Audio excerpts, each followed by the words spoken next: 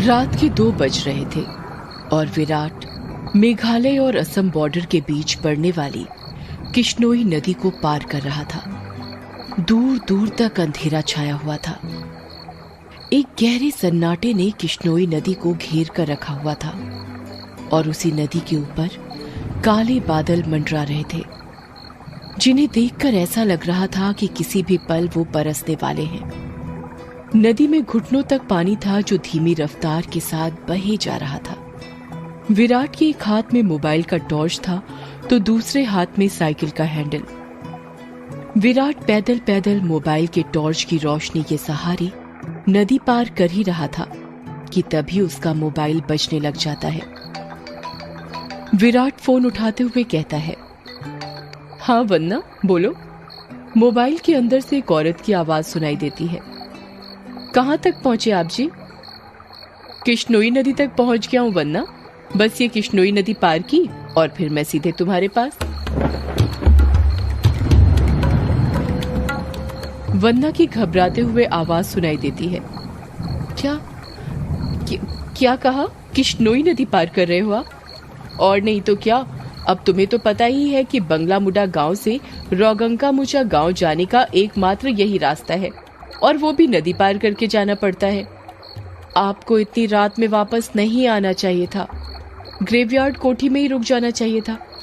आपको पता है ना नदी के पास वो घूमती है। विराट हैरानी के साथ पूछता है, वो घूमती है मतलब? आपको सब पता है पर फिर भी आप जानबूझकर ऐसा बोल रहे हैं ना। माँ जी ने बताया था ना कि नदी पार करते वक्त उसका नाम नहीं लेना चाहिए वरना वो सच में आ जाती है। वंदना, तुम भी ना कहाँ माँ की बातों में आ गई। लगता है माँ ने तुम्हें भी यक्षिणी की कहानी।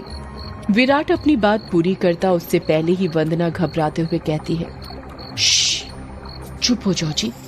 हे काली माँ, मेरे पति की रक्षा करना और अनजाने में इनसे जो अनर्थ हुआ है उसके लिए माफ कर देना। अब ये कभी उसका नाम नहीं लेंगे। विराट हंसते हुए कहता है, क्या वंदना, तुम भी ना। ये यक्षिणी वक्षिणी कुछ नहीं होती, समझी तुम। ये सब बस मनगढ़ंत बातें हैं जो गांव वालों ने बनाई है और कुछ नहीं। आप नहीं मानते तो मत मानिए, पर मैं तो मानती हूँ। आप ना जल्दी से आ जाइए बस। हाँ वन्ना, आ रहा हूँ, बस ये नदी तो पार कर लूं पहले। अच्छा मैं रखती हूँ।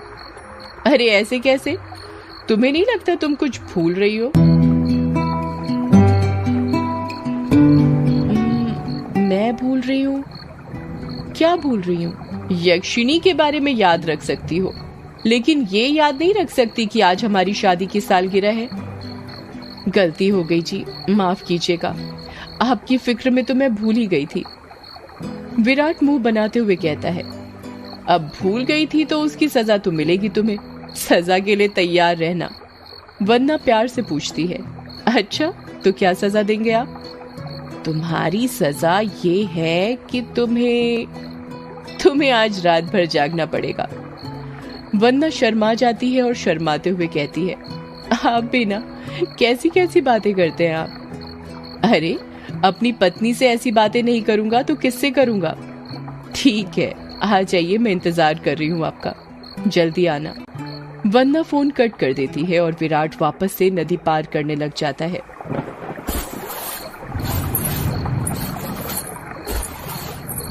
अभी विराट ने 1-2 कदम ही आगे बढ़ाए थे कि तभी उसको पायल बजने की आवाज सुनाई देती है। विराट को लगता है कि उसके पीछे से कोई लड़की भागते हुए निकली हो। पायल की आवाज सुनकर विराट जहां पर था वहीं पर रुक जाता है और पीछे मुड़कर देखने लग जाता है।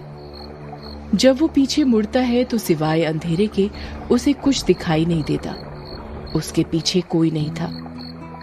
ये वंदना भी ना यक्षिणी का नाम लेकर मेरे मन में उसका वहम डाल दिया और वही वहम डरा रहा है अब मुझे। और वैसे भी मैं तो खुद यक्षिणी से मिलना चाहता हूँ। बड़े चर्चे सुने हैं उसके, सुना है बड़ी खूबसूरत है। इतना कहकर विराट वापस से आगे बढ़ने लग जाता है। विराट मुश्किल से अभी 1-2 कदम चला ही था कि तभी उसे नदी के किनारे पर एक काला साया दिखाई देने लग जाता है।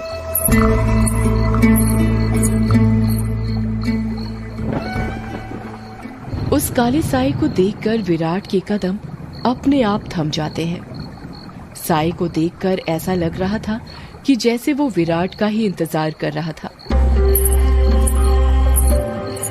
काले साए के पास से पायल के बजने की आवाज और चमेली के फूल की खुशबू आ रही थी। विराट के हाथ पैर कपकपाने लग गए थे। विराट डरते हुए कहता है, कहीं वंदना की बात सच तो नहीं थी? ये यक्षिणी तो नहीं? विराट उस साए को देखकर इतना डर गया था कि उसका पूरा चेहरा पसीने से लथपथ हो गया था। विराट के हाथ पैर ठंडे पड़ गए थे। उसका दिल जोरों से धड़कने लग गया था। उसकी समझ में नहीं आ रहा था कि वो क्या करे। विराट डरते हुए कहता है, कौन है वहां पर? कोई जवाब नहीं आता है। सन्नाटा अभी भी छाया हुआ था। विराट अपने मोबाइल का टॉर्च उस काले साए पर मारने लग जाता है। जब उस टॉर्च की रोशनी उस काले साए पर पड़ती है तो विराट देखता है कि वो साया किसी और का नहीं बल्कि एक लड़की का था। नदी के किनारे पर एक बहुत ही खूबसूरत लड़की खड़ी थी जिसकी उम्र करीब 24 साल और लंबाई 5 फीट 2 इंच थी। उसकी लंबी सी गर्दन, गुलाबी से होंठ, बाल खुले हुए जो उसकी कमर तक आते थे, उसका गोरा बदन और उसी गोरे बदन पर उसने काली साड़ी पहन रखी थी। वो लड़की किसी अप्सरा से कम नहीं लग रही थी। वो इतनी खूबसूरत थी कि कोई भी मर्द उसका रूप देखकर अपनी हदों को भूलकर उसकी बाहों में मदहोश होना चाहे। वो लड़की अपने हाथ से विराट को इशारा करते हुए अपने पास बुलाती है। उस लड़की को देखकर विराट भूल गया था कि यक्षिणी जैसी कोई चीज भी होती है। विराट अपनी साइकिल को वहीं पर छोड़ देता है और जल्दी जल्दी उस लड़की के पास जाने लग जाता है, जैसे उसके बदन में कोई आग लग गई हो। विराट उस लड़की के पास जाकर उससे धीरे से पूछता है, कौन हो तुम और यहाँ पर क्या कर रही हो? क्या नाम है तुम्हारा? लड़की अपने चेहरे पर मुस्कान लाते हुए कहती है, नाम में क्या रखा है? जो रखा है काम में रखा है। कैसा काम? लड़की विराट की आंखों में देखते हुए कहती है, वही काम जो तुम घर पर जाकर अपनी पत्नी के साथ करने वाले थे। तुम उसे आज रात भर जगाना चाहते थे ना? क्या तुम मुझे नहीं जगाओगे? उस लड़की की आंखों में एक नशा सा था जिसे देखकर विराट सब कुछ भूल गया था। ऐसा लग रहा था जैसे वो उसके वश में आ गया हो। विराट भी उस लड़की की आंखों में देखते हुए कहता है, हाँ क्यों नहीं, मैं तुम्हें आज रात क्या कल परसों नरसों हमेशा जगा कर रखूंगा, कभी नहीं सोने दूंगा तुम्हें।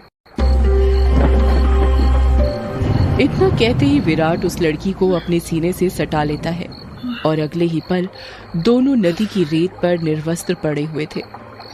दोनों के जिस्मों की गर्मी से रेत उनके शरीर पर चिपक गई थी। उस लड़की के बदन में से चमेली के फूलों की खुशबू आ रही थी। लड़की नीचे थी और विराट उसके ऊपर। विराट के